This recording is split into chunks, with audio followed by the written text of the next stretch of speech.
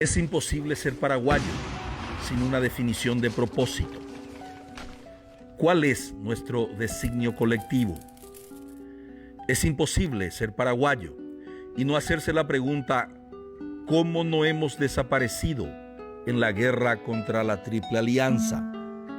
La pregunta es la siguiente: ¿muero por mi patria o muero con mi patria?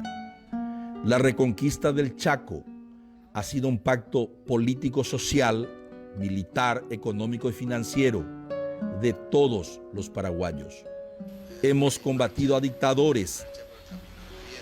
Tenemos un premio Cervantes hablando una lengua indígena. Conquistamos trofeos deportivos alrededor del mundo. Nuestra imaginación cinematográfica ha ganado premios internacionales. Y hasta hemos podido extraer música de basura reciclada. De todas estas realizaciones nos hemos enorgullecido. Nuestra historia y nuestros valores todavía están con nosotros. Un futuro grandioso acaba de nacer y vos podés ser parte de esta historia.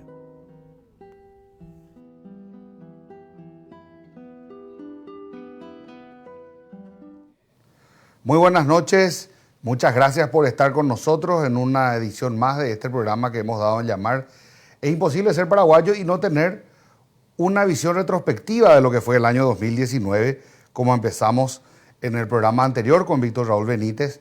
Hoy, lamentablemente, él no nos está acompañando, está en Buenos Aires cumpliendo una gira donde también estuvo acompañando lo que fue la posesión en el mando de Rodríguez Larreta, el nuevo alcalde o intendente de la Ciudad Autónoma de Buenos Aires, y supongo que también hoy habrá estado acompañando todo lo que fue la asunción del nuevo presidente Alberto Fernández, ¿verdad?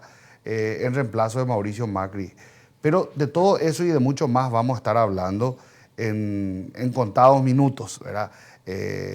Hoy, aprovechando también que íbamos a tocar esos temas regionales, quisimos invitar a una persona, un amigo de la casa, era un amigo mío que es Theodore Stimson, Teddy Stimson, que es un especialista en Derecho Internacional, y quería aprovechar este pequeño espacio, unos minutos antes de arrancar un poco el pimponeo con él, donde vamos a arrancar primero del tema de Itaipú, de la famosa acta secreta que ya hablamos en el programa anterior, y posteriormente de la realidad regional, de cómo se está moviendo el tablero político de izquierda, derecha, la lucha ideológica que se está viviendo, las protestas en Chile, los reclamos en Bolivia, verá la salida de Evo Morales, Bolsonaro en el Brasil, el jaque temporal que tuvo Mario Abdo Benítez en el Paraguay, que finalmente también quizá por una intervención del Brasil, directa o indirecta, se frenó ese juicio político inminente que iba a dar en su salida. Y por supuesto también las elecciones en el Uruguay que dieron un vuelco, dándole a la derecha nuevamente el poder después de 15 años de gobierno del Frente Amplio, ¿verdad? Pero decía que antes de entrar en esos temas regionales que son sin lugar a dudas sumamente importantes, quería hacer una pequeña aclaración sobre este personaje que está acompañándonos hoy. Buenas noches, Teddy, ¿cómo te va? Buenas noches, Eduardo. Muchas gracias. Muchas gracias por acompañarnos. Yo les quiero comentar que Teddy Stimson es un amigo de hace casi 20 años, o quizás más de 20 años que nos conocemos con él, del ámbito profesional. Siempre nos hemos tenido un altísimo respeto, ¿verdad? Él es una persona muy estudiosa, una persona muy criteriosa, y hace unas semanas el diario ABC Color le hizo una entrevista a él que fue publicada en ese medio periodístico, en la versión digital y también la versión impresa, y a raíz de eso surgieron varias notas periodísticas y invitaciones a él a otros programas de televisión, porque él habló de que Itamaraty estaba empezando a tomar prisioneros en la cuestión de Itaipú, una expresión que fue malinterpretada por mucha gente, por algunos de forma malintencionada, Y yo por ese motivo quiero decir públicamente que yo a Teddy Stinson lo conozco de hace mucho tiempo, conozco de su trayectoria, conozco de su limpidez como profesional, sé que sobre sus pensamientos no existen dobles intenciones, sé perfectamente que cuando él habla de una cuestión de política internacional, lo hace en relación a su leal saber y entender. Y aunque muchas veces nosotros podemos estar de acuerdo o no en ciertos puntos, en ciertos planteamientos, ¿verdad? De lo que yo, al menos yo, Eduardo Nagayama, no puedo estar o no puedo poner en tela de juicio, es de que salen de su leal saber y entender, ¿verdad? Y en ese sentido, el tema de Itaipú, el tema del acta secreta, habíamos quedado en un punto, en un cuarto intermedio el otro día en el programa, donde habíamos dicho que a raíz de ese escándalo surgido en el mes de julio de este año, se dio una situación de inminente crisis en el gabinete y en la misma cúpula presidencial, donde el presidente y el vicepresidente de la República del Paraguay estuvieron en el banquillo de los acusados, ¿verdad? Casi fueron ambos al juicio político. El sector de Horacio Cartes, de Honor Colorado, amagó con ese juicio político y de una manera bastantemente sugerente, en el Brasil también fue capturado el prófugo de la justicia por el caso de Lavallato, el famoso doleiro de los doleiros, Darío Messer, ¿verdad? A raíz de eso o no, hubo un cambio de postura radical de parte del sector de Honor Colorado y del líder Horacio Cartes, quien bajó línea de que el juicio político sería desactivado. Ya para la mañana el juicio político era historia prácticamente, porque no alcanzaban los números para poder llegar a hacer ese juicio político. Entonces, a partir de allí surge también una presión social, se empieza a hablar más del tema de Itaipú, se empieza a hablar más de la cuestión geopolítica, algo que nosotros con Teodoro ya venimos haciendo hace mucho tiempo con el tema de Yacyretá. Lo hicimos cuando se firmó el acuerdo Macri-Cartes, que en distintas esferas, tanto académicas como también políticas, hemos estado presentando a nivel nacional e internacional nuestras posiciones en relación a eso que hemos considerado un despojo, y también en relación al caso de Itaipú, donde precisamente Teodoro Stinson ha presentado, juntamente con el Partido Liberal, varias de las posiciones que hacen a la posición política del partido o de parte del Partido Liberal en relación al tema de Itaipú. Otro libro más será publicado en los próximos meses, que tendrá la autoría principal de Miguel Carter, de un especialista de Columbia University, quien ha sido el gran articulador y organizador con otra serie de especialistas, donde he sido también cordialmente invitado a participar con un artículo sobre el desarrollo histórico-político de lo que ha sido el tema de Itaipú hasta la firma del tratado, ¿verdad? En el año 1973, y algunas de las características que habían rodeado en su momento, digamos, la firma de este importante tratado, que en el próximo año, en el año 2023, cumplirá sus 50 años, la primera mitad de siglo, ¿verdad? Y donde el Paraguay, sin lugar a dudas, se juega gran parte también de sus chances de ir buscando equilibrar esta relación que ha sido sumamente desproporcional a sus intereses en todo este tiempo, ¿verdad? Bueno, quería resumir básicamente, Teddy, lo que en muchas ocasiones hemos hablado, en muchas ocasiones hemos discutido, intercambiado pareceres, y entonces te dejo el micrófono para que puedas explayarte también sobre esto, lo que quieras decir, y posteriormente ingresamos en los demás temas que tenemos también para esta noche. Bueno, muchas gracias por la invitación y por tus palabras. Y bueno, un placer estar acá con tu audiencia y en 5 días. Sí, en las relaciones internacionales siempre se manejan como que hay dos dimensiones que actúan en forma simultánea. Una es lo que se describe como el liberalismo internacional, que tiene un contenido idealista, un contenido optimista, en el que se pone énfasis en la cooperación, en el desarrollo, en las en las relaciones de amistad entre los estados, y se trata de construir una arquitectura internacional en la que todos los estados están en un pie de igualdad.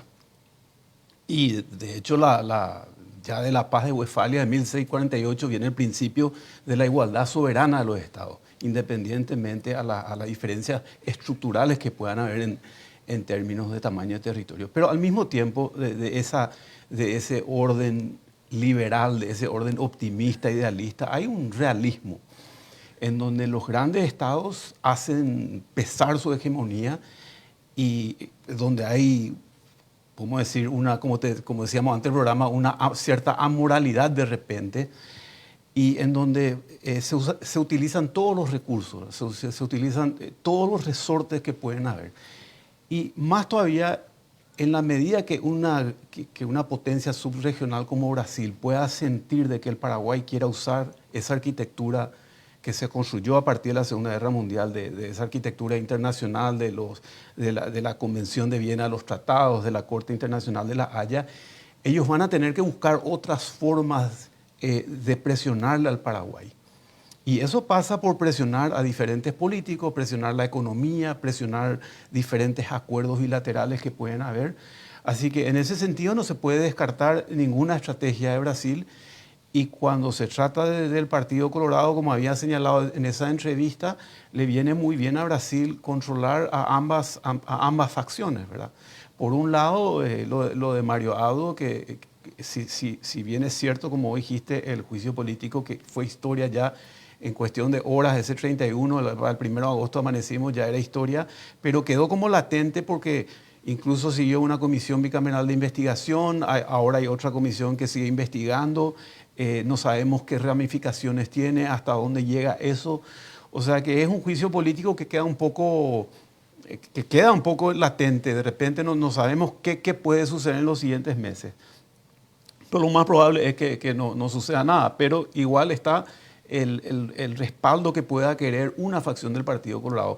Y con la otra facción tenemos estas investigaciones que la evaluación que yo había hecho, porque a mí me hicieron la entrevista un jueves, la información surgió un martes, en esas 48 horas, como dijiste, a mi leal saber y entender, contrastando las diferentes informaciones que estaban en los medios y también teniendo en cuenta un poco lo que pasó con la investigación del periodista norteamericano Glenn Greenwald, no sé si está familiarizado con él, él destapó, hizo un exposé de todo lo que fue la forma en la que procedió Sergio Moro en el caso de Lula.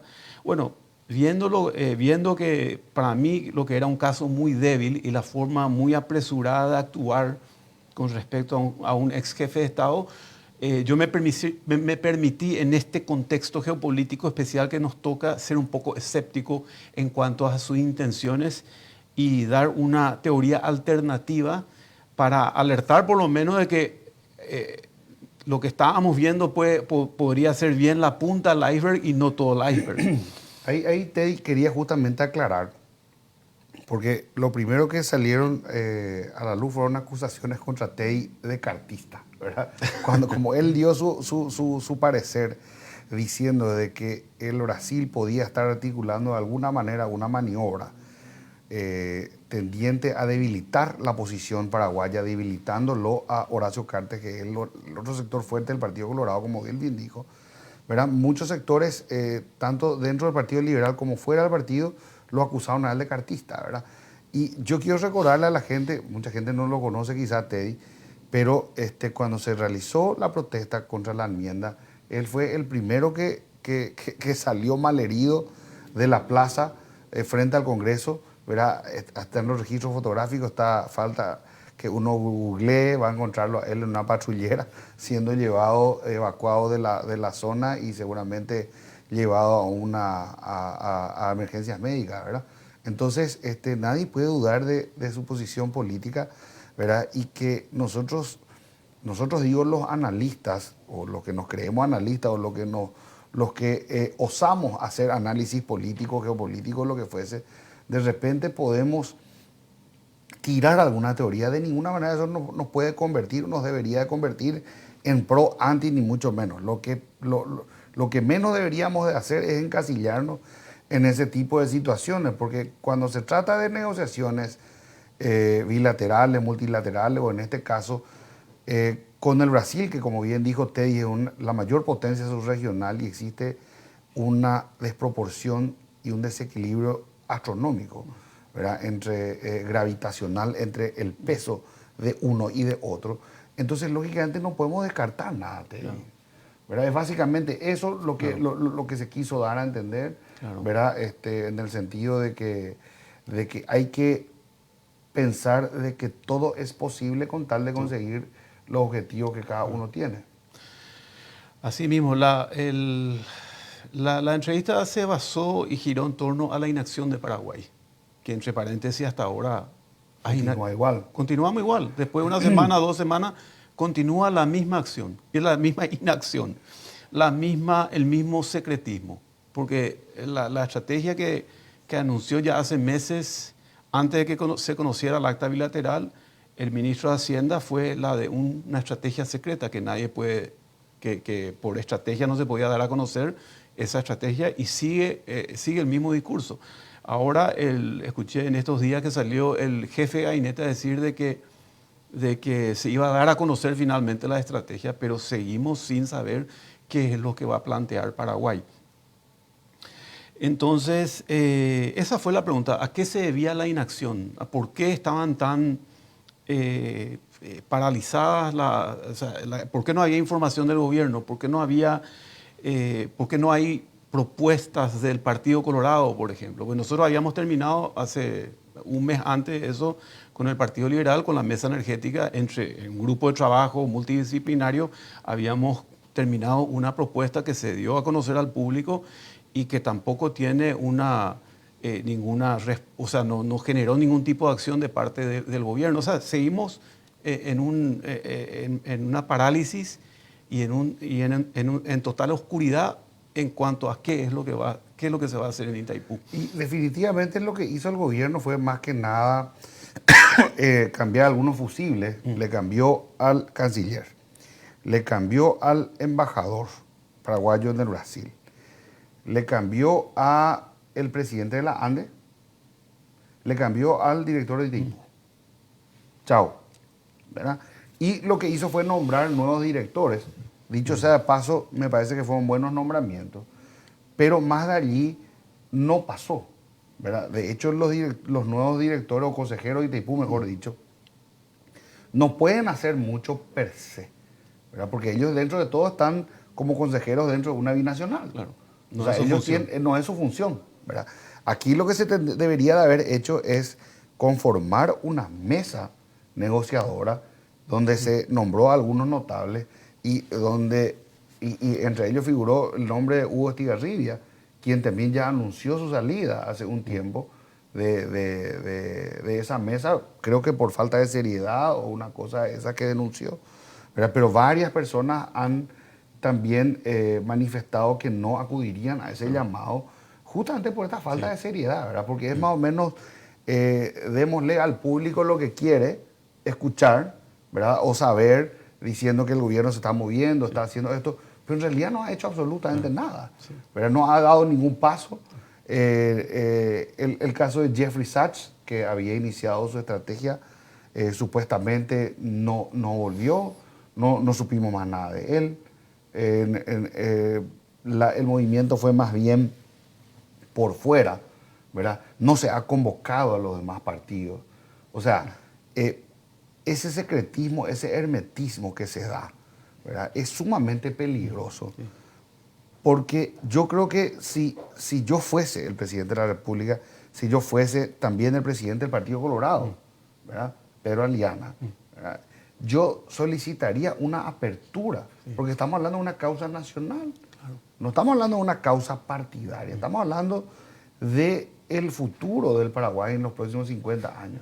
Y si bien hoy día lo que puede representar los ingresos de Itaipú por energía cedida, vendida o lo que fuese, no representa el porcentaje del PIB, lo que significó en los 80 o en los 90, siempre nosotros tenemos que tener en cuenta que va a ser un componente importante dentro de nuestra economía o dentro de la economía como factor de desarrollo si nosotros hacemos y exigimos que se cumpla el tema del uso pleno de la energía, que hoy tampoco no estamos en condiciones de hacerlo, Teddy.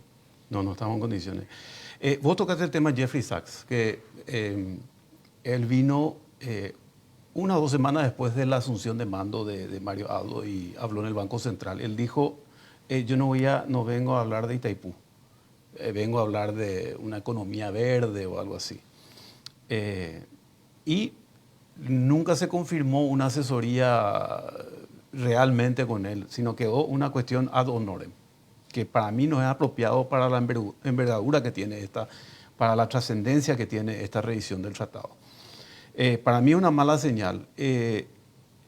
Jeffrey Sachs además es economista y el parecer que él dio sobre el perjuicio que ocasionó Itaipú al Paraguay en los últimos 50 años por tener un tratado leonino, ya lo conocemos. Ya está estudiado. O sea, ya está estudiado. Él dio un primer aporte tanto sobre los perjuicios que sufrió el Paraguay y también sobre el tema de los intereses, de la deuda. Y Miguel Carter complementó ese estudio y lo reconfirmó, usó otra base de datos. O sea, esa información nosotros tenemos. Nosotros estamos en otra fase. Por eso que había recomendado, tanto en la mesa energética del Partido Liberal se había recomendado, y en esa entrevista le volví a mencionar al periodista que me preguntó sobre cuáles eran las alternativas. Y bueno, recomendé algunos nombres de internacionalistas y de instituciones internacionales que deberían estar ya contratadas en este momento y que nosotros tendríamos que saber que están contratadas. Todos los años, hace como 5 o 6 años, estamos emitiendo bonos todos los años. Y todos los años se contrata un estudio jurídico en los Estados Unidos para la emisión de bonos. Como algo normal, ¿verdad?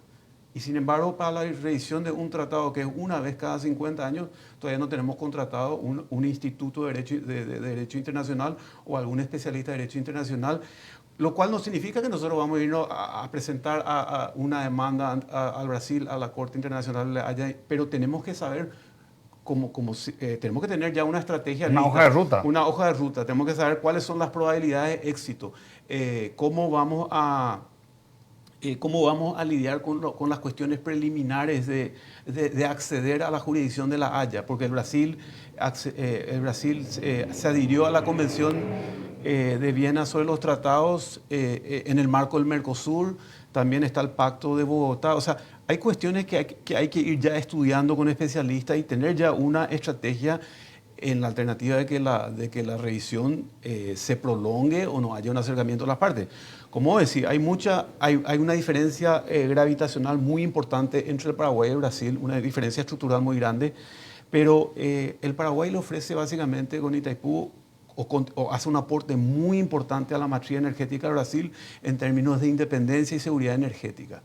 Entonces el Paraguay tiene que tener en contraprestación de eso algo que aporte a su desarrollo, porque nosotros estamos contribuyendo con nuestros recursos naturales, algo que es de un valor importantísimo para la matriz energética de Brasil, y sin embargo no estamos recibiendo algo justo a cambio de eso, que cree o sea, nosotros no vamos a hacer un cambio de la estructura del Cono Sur ni del Mercosur con esta revisión del tratado. Pero sí podemos hacer algunos ajustes sistémicos que favorezcan nuestro desarrollo y que finalmente fortalezca a toda la región. Porque al Brasil yo creo, no le conviene tener una región empobrecida, inestable, conflictiva e injusta. Como marca internacional del Mercosur, al Brasil no le conviene eso. Al contrario, le conviene tener una región integrada, próspera, claro, y en donde pueda decir de que se respeta el principio de igualdad soberana entre todos los socios de esta región que se llama Mercosur. Totalmente de acuerdo, Teddy.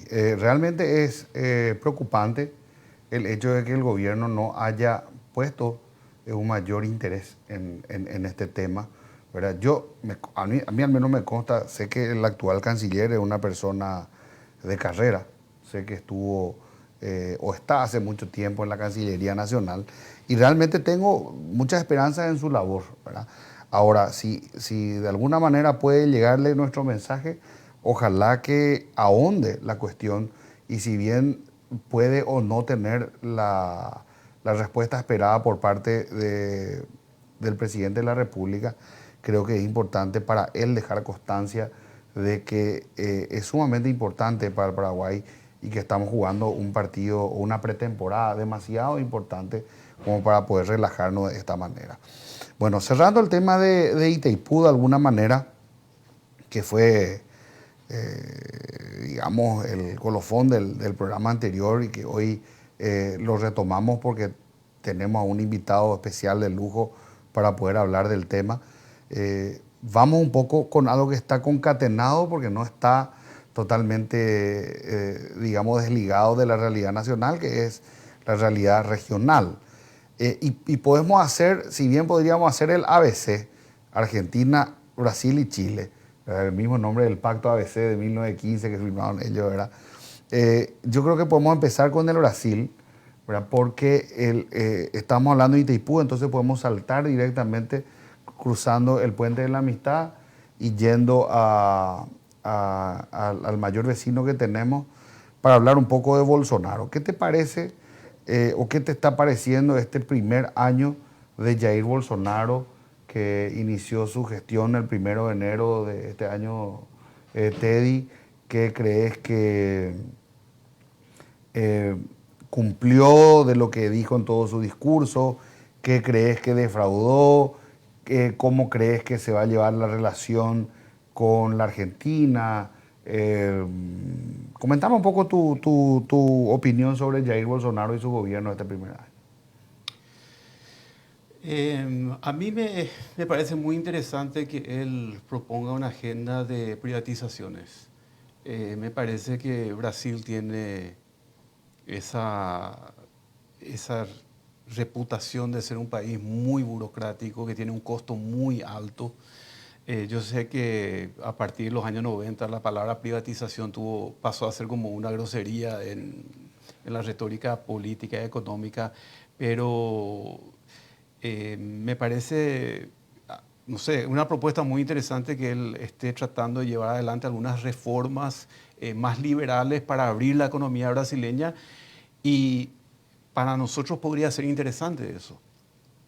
En estos días escuché que dijo que quería hacer un Mercosur menos proteccionista, más abierto.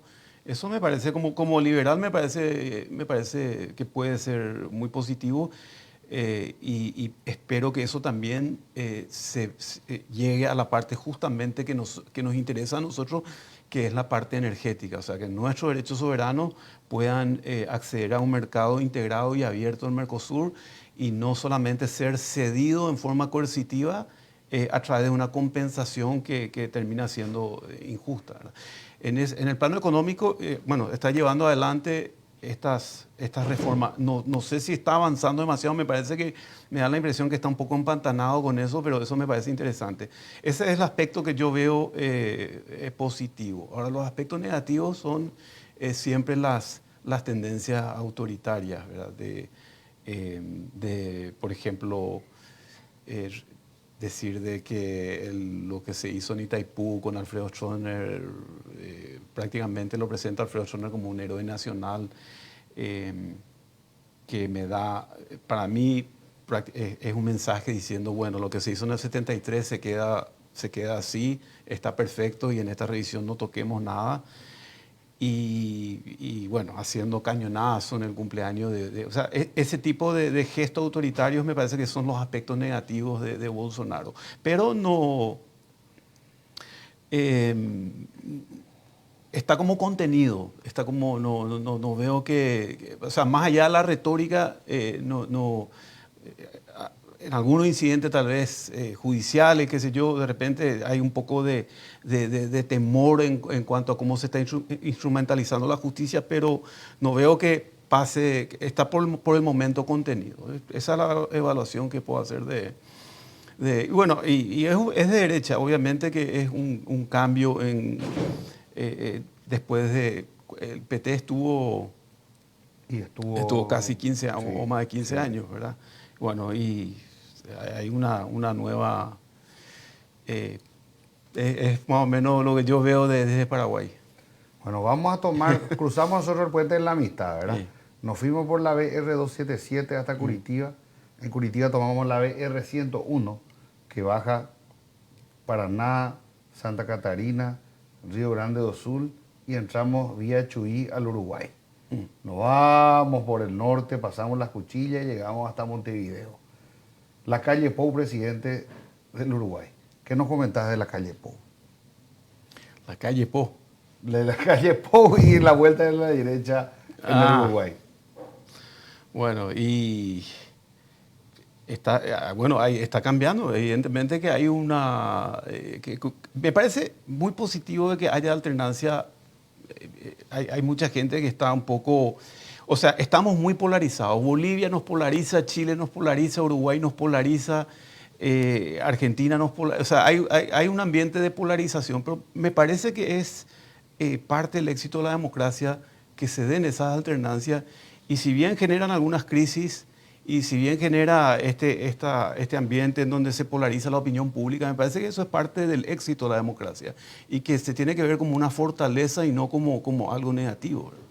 Exacto. Bueno, vamos a cruzar ahí ahora en buquebús de Montevideo hasta Buenos Aires. Alberto Fernández, retorno al peronismo en la Argentina. Bueno, el discurso hoy, él le mencionó a Alberdi, le mencionó a Alfonsín, le mencionó también a Juan Perón, pero le hizo también algunas menciones históricas de liberales, ¿verdad? Entonces, en su discurso inaugural, por lo menos, muestra que quiere ir al centro, que necesita y también el gesto de estar en forma bastante civilizada con Mauricio Macri, en forma protocolar, ¿verdad? Y tiene un problema, yo creo también, yo con esa vicepresidente en su lugar no estaría tan tranquilo, pero yo creo que por lo menos hasta ahora no es el peronismo radical el que está queriendo instalar aparentemente, ¿verdad? Bueno, coincidís conmigo, Teddy, en que de estos tres países que estamos hablando ahora, Brasil, Uruguay y Argentina, que conforman con nosotros el histórico Mercosur, hay una diferencia con los dos países que vamos a estudiar después, que son Chile y Bolivia, donde está más candente la situación. Y es que parece que la democracia está un poco más consolidada, ¿verdad? Sí. En el Brasil, Jair Bolsonaro asumió con toda la, digamos, el discurso en contra, Sí. que decía el Henao, que decía Lula libre y que qué sé yo. Asumió Bolsonaro en términos pacíficos, de acuerdo a lo que dice la Constitución. No hubo disturbio, no pasó nada. En el caso de Uruguay, la diferencia fue mínima. Sí. Aún así, todo el mundo respetó el resultado. ¿Verdad? Nadie salió a causar desmanes ni nada por el estilo. Y en la Argentina, pese a que, digamos, el problema que había era demasiado difícil de arreglar luego, porque estamos hablando de periodos históricos donde la Argentina perdió por lo que se conoce como consumo de capital. Y voy a volver a repetir lo que dije en el programa anterior. El financiamiento público se puede dar de 4 maneras. La primera forma es a través de la promulgación de nuevos impuestos o tributos. ¿Ya? Se suben los impuestos y entonces esos impuestos generan recursos al Estado. El segundo es a través de la emisión de deuda. Puede ser deuda interna o puede ser deuda externa, ¿verdad? La tercera de las vías para alcanzar un financiamiento público se da a través de la emisión de papel moneda, que es lo que pasó dramáticamente en la Argentina, por eso el peso está devaluado como está, que pasó en Venezuela o pasa en Venezuela, por eso está como está. Y la última, que es lo que llamamos el consumo de capital. Cuando uno se come su cola. ¿Verdad? Eso pasó dramáticamente en Venezuela con PDVSA, etcétera, etcétera, y pasó también de forma relativa con la Argentina, sobre todo en algunos sectores primarios como la agricultura o la ganadería, donde llegaron a perder mucho campo, mucho terreno. Recordemos que el Paraguay incluso llegó a superarle a la Argentina por aquellos años en exportación de carne. Entonces, esos son los puntos, digamos, peligrosos, ¿verdad? Siempre hablando dentro de lo que es la libre determinación de los pueblos, etcétera, etcétera, que todos sabemos, ¿verdad? Pero es importante mencionar este tema del financiamiento público porque la situación en la cual Mauricio Macri en su momento tomó la Argentina no fue de la mejor, ¿verdad? Entonces, le costó bailar con la más fea, como se dice, y posteriormente, luego de, no sé si equilibrar, pero muchos indicadores evidentemente empeoró la situación económica argentina, porque Macri tampoco fue el liberal que decía ser al inicio, continuó con los paquetes, continuó con el asistencialismo, continuó con muchas cosas, con la diferencia de que él no le caía bien a los asistidos, ¿verdad? Entonces, en ese contexto, el pueblo argentino, o el gran pueblo argentino, decide, con 16 millones de pobres hoy, más del 40% de argentinos en la pobreza, una cifra histórica tremenda, brutal, ¿verdad? Nueva que se está teniendo, decide votarle nuevamente a el peronismo y marca el regreso de esa facción con Alberto Fernández esta vez y Cristina Fernández, la dupla presidencial ganadora. Entonces, lo que hablamos con Teddy Stimson y estamos compartiendo un poco es que Alberto Fernández busca ir un poco más al centro, caer un poco bien al empresariado, no debilitar, digamos, el sistema económico, no desalentar las inversiones, porque eso es lo que cree que va a pasar, Teddy. Si Alberto Fernández hace, digamos, insiste con ir hacia el bolivarianismo, Argentina está perdida. Estoy de acuerdo. No, hoy por lo menos en lo que se puede interpretar el discurso, no va a ir en esa dirección. Lo del Fondo Monetario Internacional, esa estrategia que supuestamente lo iba a reemplazar el Fondo Monetario Internacional con China o con alguna ayuda de otra parte del globo, eso creo que hoy quedó descartado. Y bueno, tratar de construir estas diferentes alianzas, yo creo que va a tener que sentarse de vuelta con el Fondo Monetario Internacional a ver cómo sale de este momento tan complicado económicamente. Así que yo creo que es evidente que el centro es el rumbo que va a tomar Fernández con todo lo peronista y con toda su alianza. Va a tener que acercar al ala radical del peronismo con el radicalismo y otras fuerzas políticas de la Argentina. Ya que tocaste el tema de China, Teddy, y lo hablábamos antes de iniciar el programa, me parece sumamente relevante, ya que estamos hablando de política internacional, de geopolítica y de otras cuestiones, ¿verdad? Explicar un poco la dinámica, el mecanismo de las grandes naciones, de esas grandes diferencias gravitacionales que existen entre unas potencias u otras. Por eso algunas se llaman potencias, por lo poderosas que son, y otros somos países, ¿verdad? Las potencias tienen generalmente derecho a veto, incluso en la Organización de las Naciones Unidas, donde todos somos iguales, ¿verdad? Pero allí hay potencias que tienen derecho a veto, que son las potencias nucleares.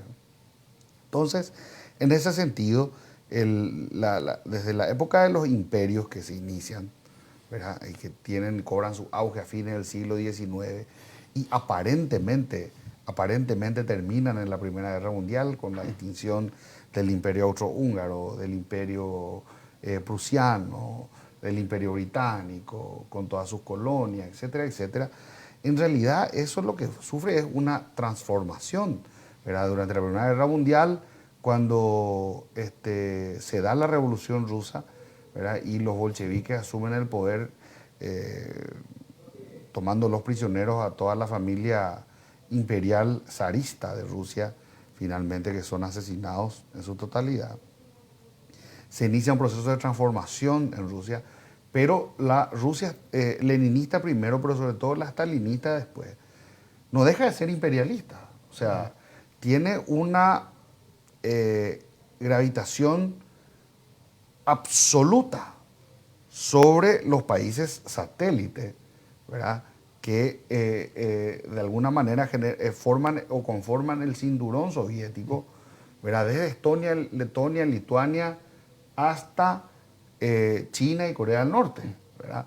Entonces, esa división del mundo que se dan dos, entre lo que es el Pacto de Varsovia, por un lado, y por otro lado, la organización del Tratado del Atlántico Norte, de la OTAN, que son los países, digamos, aliados a los Estados Unidos, y posteriormente los que no están con ninguno ni otro, que quieren comerciar con uno y otro, ¿verdad?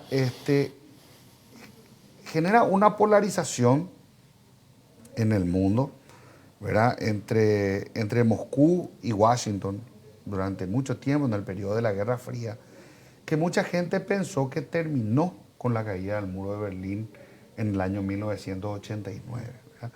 Si bien Rusia entró, ya Rusia, caída la Unión Soviética, se inició la famosa perestroika con Mikhail Gorbachev, y inicia su periodo de reforma, se desintegra la Unión Soviética, surge nuevo Estado, se conforma la Federación Rusa, y a partir de allí, con el liberalismo económico como bandera, Rusia recupera su fuerza y su dinamismo y comienza nuevamente a invertir en armamento, en tecnología, etcétera, etcétera.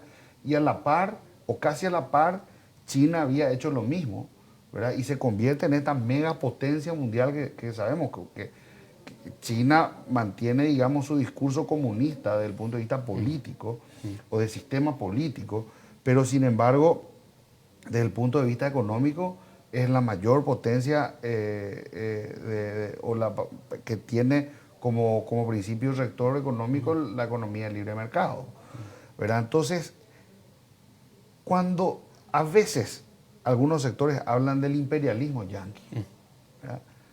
Y no ven con los mismos ojos el imperialismo ruso o el imperialismo chino, cómo se van metiendo los tentáculos aquí.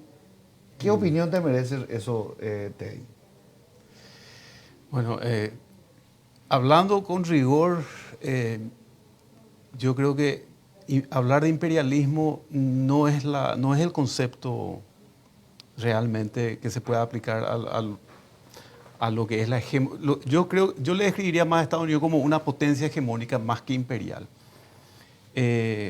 Imperial, hablamos de imperio romano porque el imperio romano... No, claro, yo digo simplemente el discurso que dan, ¿verdad? Es el discurso que dan. Pero para decir más, el imperio romano exportaba el sistema jurídico, o sea, exportaba una serie de instituciones a las colonias, tenía un derecho, el derecho para lo que era Roma, después un derecho colonial.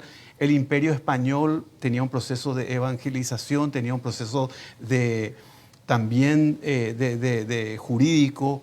O sea, el imperio inglés también tenía un proceso de crear instituciones en las colonias. O sea, ese es un proceso imperial. El proceso americano, sí, hay una cierta tendencia de pedir una universalización del derecho, pero es diferente, yo creo que es diferente. Pero vos decías que bueno, ahora celebramos en los 30 años de la caída del muro de Berlín, ¿verdad? Pasamos de un mundo bipolar a un mundo unipolar por un espacio de tiempo de una década, un poco más de una década, y ahora estamos entrando en una fase donde yo creo que es todavía algo unipolar con una multipolaridad que está emergiendo con China, y realmente Rusia no le veo todavía como una potencia emergente. China sí, pero si vos comparás la situación de China con la de Estados Unidos, geopolíticamente hablando, China está rodeada de aliados de Estados Unidos. Está Taiwán, está Japón, está Corea del Sur, está incluso en el sudeste asiático, Vietnam no está muy lejos de Estados Unidos. O sea, China está rodeada de Rusia, si bien tiene crispaciones con los Estados Unidos, tiene un relacionamiento en donde Rusia no sabemos si se va a alinear con China o se va a alinear con Estados Unidos en un momento dado. Puede jugar con la neutralidad o puede decir, bueno, yo prefiero estar más cerca de Estados Unidos que China. O sea, sin embargo, Estados Unidos está rodeado de México aliado, Canadá aliado, Europa, o sea, después está el océano, está el continente europeo. Todo el hemisferio latinoamericano es básicamente aliado de los Estados Unidos. Entonces, eso le da muchísima ventaja geopolítica a Estados Unidos. En términos de controlar el sistema internacional. A lo que me refería, sí. es más bien a cómo se están moviendo estas dos potencias emergentes que vos mencionabas, Sí. ¿verdad? Rusia y China en América Latina, ¿verdad? Sí. Cómo se están moviendo en Venezuela, cómo se han movido en Bolivia, Sí. ¿verdad? Cómo se movieron durante mucho tiempo en la época kirchnerista en la Argentina, ¿verdad? Cómo intentaban moverse y como vos dijiste bien, como que tuvieron un freno hoy en el discurso del presidente, Claro. ¿verdad? Y entonces, quería que comente un poco eso sobre... Y hacen intentos de penetrar económicamente, pero es una penetración finalmente débil, yo creo, ¿verdad? Comparado a lo que sí puede hacer los Estados Unidos. Estados Unidos puede armar a países que están en Estados Unidos le puede dar armas a países que están en la esfera de influencia de Rusia, por ejemplo. O Estados Unidos tiene aliados muy fuertes en la esfera de influencia de China. O sea, Estados Unidos puede hacer cosas que ni China ni Rusia pueden hacer en este hemisferio. Pueden enviar de repente un avión ruso, pero cuando Estados Unidos dijo, bueno, los misiles no se quedan en Cuba bajo ninguna circunstancia, tuvieron que sacar los misiles. Lo que nos sucede en Europa del Este, en donde Estados Unidos sí puede desplegar potencial bélico y puede, de cierta forma, contenerle a Rusia o contenerle a China. No sé si eso contesta. Sí, está bien. Y bueno, ahora vamos llegamos hasta Buenos Aires. Comparar el relacionamiento de Estados Unidos-Japón. O sea, claro, Japón es más fuerte económicamente que Rusia, está ahí enfrente a China, no tiene el poder bélico que tienen los Estados Unidos, pero tiene una economía que es muy fuerte. China no tiene ningún aliado en el vecindario norteamericano como tiene Estados Unidos en el... Y entonces, lo que yo veo, Rusia me parece todavía un poco intrascendente geopolíticamente. Apenas puede manejar si es que todavía maneja su esfera de influencia. China sí va a empujar a tener un control del sudeste asiático y ahí van a haber tensiones entre los Estados Unidos y China. Pero como son socios... También India le contiene. Sí. También India. India que es aliado de... India que era socialista y que hoy día es capitalista, es aliado de Estados Unidos. O sea, está más cerca de Estados Unidos de lo que está de China. Entonces, yo no estoy diciendo que China tenga un vecindario hostil, pero Estados Unidos tiene muchos amigos en el vecindario de China y China no tiene muchos amigos en el vecindario norteamericano. Entonces, si me preguntás si hay en el juego de ajedrez la hegemonía por mucho tiempo va a seguir siendo la norteamericana. Bueno, perfecto. Y creo que es de cierta forma saludable que así sea, porque es un experimento único en la historia. O sea, yo nunca podría ser indio o nunca podría ser chino, pero gente de todo el mundo puede ser norteamericano. Y entonces es como una fusión de cultura, una fusión de gente que viene de todo el mundo y que encuentra un futuro en los Estados Unidos. Entonces es como el país de toda la humanidad, de cierta forma. Y comete muchos errores, sin duda que cometió grandes errores en muchas de sus intervenciones, pero fundamentalmente pretende por lo menos defender valores que otras potencias todavía no pueden, con la que todavía no se pueden embanderar otras potencias. China puede tener un liderazgo económico en su región, pero no tiene todavía un liderazgo en valores. Y Rusia es uno de los países más corruptos de la Tierra, así que no puede tener un liderazgo en términos de valores. Solamente Rusia puede hacer un papel de repente de contener el tratado de la expansión del tratado del Atlántico Norte en el vecindario ruso. Perfecto. Bueno, ahora agarramos nuestro vehículo desde Buenos Aires, vamos por La Pampa, después recorremos, llegamos hasta Mendoza, cruzamos los Andes y bajamos hasta Santiago de Chile. Sí. La crisis chilena que sacudió en el mes pasado, ¿verdad? A la región. ¿Qué opinión te merece? ¿A qué se debe este movimiento? ¿A qué se debe este descontento? ¿Qué crees que auspició que se llegue a este punto en Chile, que parecía y que es sin lugar a dudas el país más exitoso, por más que tenga sus problemas a resolver? Yo creo que siempre es útil comparar un poco para tener un punto de referencia. Tener un país como Venezuela en crisis y tener un país como Chile que explotó esta crisis, ¿verdad? La crisis chilena es una crisis de éxito. Es parte del desarrollo, es parte de la prosperidad. Es gente que protesta contra la corrupción, es gente que quiere participar más de la riqueza y de la prosperidad, que no está teniendo acceso. Y eso es muy diferente a la miseria, por ejemplo, que hay en Venezuela, en donde si hay una protesta no es porque la gente quiera participar más de un modelo que está totalmente colapsado, sino es gente que directamente quiere cambiar por completo el modelo o quiere derrocar una dictadura o quiere salir de esa cárcel que es Venezuela o de esa cárcel que es Cuba. En Chile, si bien hay mucho descontento y se puede decir, bueno, el neoliberalismo no está satisfaciendo todas las desigualdades que hay, pero finalmente es una pelea por más igualdad, por más acceso a una riqueza que existe en el país, y entonces yo creo que habla muy bien del potencial de Chile antes que de sus falencias. Bueno, entonces, como dijiste, una crisis de éxito, una crisis de crecimiento, y bueno, allí en todos estos casos, y también ahora que vamos a volver a cruzar los Andes, pero un poco más arriba y llegar al altiplano, vemos que existe una pelea ideológica muy fuerte, ¿verdad? Y así es como llegamos hasta Bolivia, donde después de varios periodos, un presidente parecía casi inamovible y que, contrariando todos los esquemas legales, constitucionales, volvió a presentarse a una elección más, que fue Evo Morales. Sí. Finalmente terminó renunciando a la presidencia de la República, sugerido por las fuerzas militares, ¿verdad?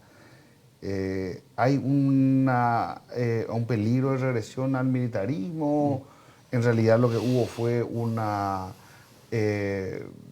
violación previa a la Constitución de Bolivia, un hastío por parte de la gente, la división entre el altiplano y la media luna boliviana. ¿Qué opinión te merece el tema de Bolivia, Teddy? Viste que en nuestro tour por todos los países todos estamos bastante polarizados, pero es bueno eso para el debate, ¿verdad?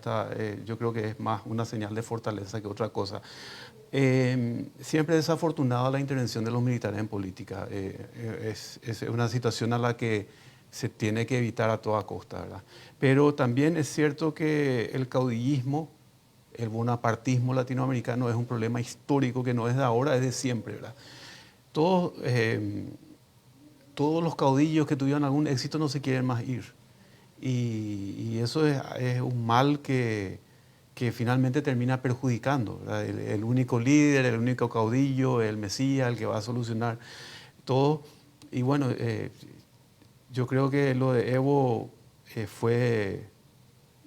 finalmente se cumplió un ciclo, la OEA certificó de que hubo fraude, de que ya era insostenible esta presidencia y yo creo que hay que aceptar el hecho de que él ya no podía seguir de que por el bien de Bolivia tenía que darse una alternancia, ¿verdad? Y tiene que dar elecciones limpias y tiene que dar otra persona. Y que Evo hay que tratar de preservar la parte buena de su legado y que él no sea un factor de desestabilización y de destrucción de su propio legado, como yo creo que está haciendo, porque es una regla básica del asilo, que el asilado tiene que permanecer en silencio y no estar constantemente enviando Twitter, haciendo conferencias de prensa para desestabilizar un proceso de normalización institucional. Obviamente que cuando hay un quiebre del Estado de Derecho y intervienen los militares, hay desmanes, hay muertes, hay situaciones que son indeseables y bueno, ojalá que Bolivia salga pronto de esta situación en la que está, ¿verdad? Y en la que es parte responsable, a mi criterio, Evo Morales, el propio Evo Morales. Bueno. Al no haber ofrecido, una de las cosas más importantes de todo presidente es la sucesión presidencial, que la sucesión sea pacífica por medios institucionales, respetando las normas de la democracia y no llevando la situación a un extremo de crisis en donde sucede lo que sucedió. Bueno, yo creo que dos cuestiones importantes de mencionar en todo nuestro tour, ¿verdad? Lo primero, en todos los países hemos visto una crispación ideológica, sí, ¿verdad? Polarizado, el discurso distinto, muy distinto entre unos y otros, ¿verdad? La sociedad dividida. Sí. Pero en todos los casos, incluyendo Chile con Piñera, que ya fue presidente antes de Bachelet, ¿verdad?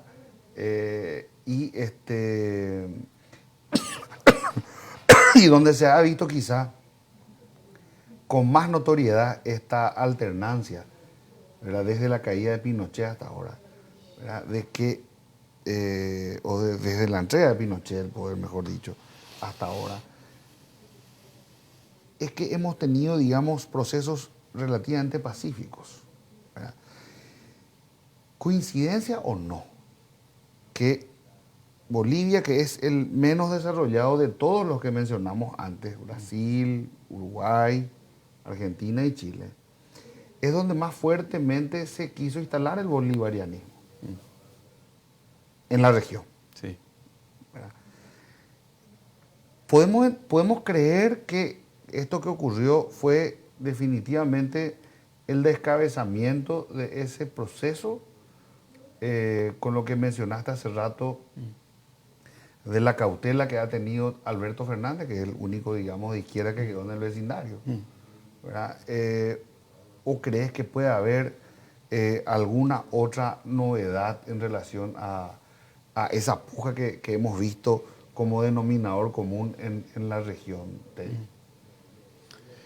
Bueno, en los comentarios que te estoy haciendo y en la crítica que yo te hice sobre el caudillismo, o sea, mi intención o mi anhelo no es descabezar ni suprimir una expresión política. El bolivarianismo puede, o sea, la izquierda es una opción válida, forma parte del proceso político, pero hay que respetar las normas de juego democrático. Claro, claro. Simplemente eso, o sea, no. Yo escucho mucho que dicen los de izquierda, no, los procesos no se interrumpen, como para tener, los procesos no se pueden interrumpir, ¿no? Pues o sea, hay periodos constitucionales, hay elecciones, hay instituciones, y eso hay que respetar. Y vos mencionaste Chile, ¿verdad? En Chile se fue Bachelet, vino Piñera, volvió Bachelet, o sea, hubo una alternancia entre izquierda, o entre centro izquierda y centro derecha. Eso para mí es el ideal, ¿verdad? Y en Bolivia, o sea, fue darle un término a una era, lo que no significa es que definitivamente ya no haya más simpatizantes del bolivarianismo Claro, o claro. del socialismo en Bolivia. Simplemente que tienen que adaptarse a las reglas de juego democráticas. Sí. Bueno, muchísimas gracias, Sí. Teddy, por todas las reflexiones. Y definitivamente es así, ¿verdad? Yo quiero dejar también en claro que aquí el pensamiento es y debe ser siempre plural dentro de las reglas democráticas, ¿verdad? Hay que celebrar si el pueblo argentino ha escogido a Alberto Fernández para que le gobierne los próximos 4 años, ¿verdad? Es una decisión del pueblo argentino. Lo mismo que en el caso uruguayo, la calle Pou, en el caso brasileño, Jair Bolsonaro, en el caso chileno, Piñera, con el nuevo proceso que tienen. Y ojalá que en Bolivia ahora se inicie un proceso de normalización también y que las reglas democráticas queden claras para todos nosotros. Por cuestiones de tiempo, ustedes saben, esto de televisión, sin darnos cuenta, hemos pasado 1 hora hablando nuevamente de nuestro programa, sin ninguna pausa comercial en este programa de hoy, ¿verdad? Aprovechándole al máximo a Teddy su sapiencia, su conocimiento. Te agradezco mucho, Teddy, por la visita. Y bueno, ya en cualquier momento vamos a estar encontrándonos nuevamente aquí. Dale. Y a todos ustedes, a la audiencia que siempre nos sigue de TV 5 Días, el programa Es Imposible Ser Paraguayo, y no tener una opinión sobre lo que pasa en Paraguay y el mundo. Buenas noches, nos vemos. O muero con mi patria. La reconquista del Chaco ha sido un pacto político-social, militar, económico y financiero de todos los paraguayos. Hemos combatido a dictadores. Tenemos un premio Cervantes hablando una lengua indígena. Conquistamos trofeos deportivos alrededor del mundo. Nuestra imaginación cinematográfica ha ganado premios internacionales. Y hasta hemos podido extraer música de basura reciclada. De todas estas realizaciones nos hemos enorgullecido. Nuestra historia y nuestros valores todavía están con nosotros. Un futuro grandioso acaba de nacer y vos podés ser parte de esta historia.